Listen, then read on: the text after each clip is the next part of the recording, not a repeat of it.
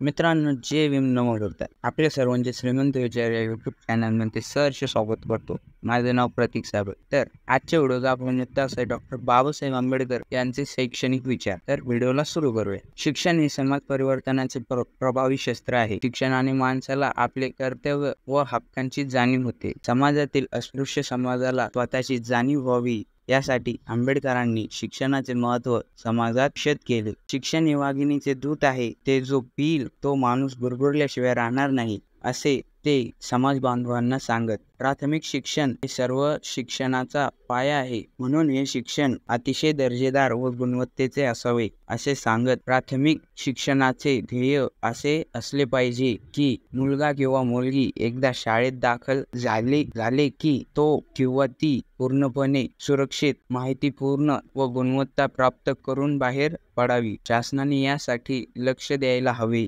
त्यांचे म्हणणे होते की समाजाच्या सर्व थरांपर्यंत शिक्षण गेले पाहिजे. शिक्षण प्राप्त झाल्याने व्यक्ती बौद्धिक दृष्ट्या सशक्त होतो. व्यक्तीला चांगले वाईट यातील फरक समजायला लागतो. प्रज्ञाशील आणि करुणा हे गुण प्रत्येकाच्या अंगी आणण्यासाठी शिक्षणाची गरज त्यांनी प्रतिपादन केलेली आहे. शाळेत मुलांनी केवळ 12 खडी शिकून नये, तर मुलांची मने सुसंस्कृत व गुणवत्तामय बनवावी. समाजहितार्थ या ज्ञानप्राप्त मुलांनी आपली सामाजिक बांधिलकीची कर्तव्ये योग्य व समर्थनपणे पार पाडावीत असे शिक्षक असावे. शाळा म्हणजे उत्तम नागरिक व कर्तव्यदक्ष नागरिक बनवणारे कारखाने आहेत. याचे भान या प्रक्रियेत भान घेणाऱ्यांनी ध्यानी घ्यावे. पीपल्स एज्युकेशन सोसायटीची स्थापना 1964 साली करून त्यांनी मुंबईला सिद्धार्थ कॉलेज व औरंगाबादला मिलिंद महाविद्यालय सुरू केले.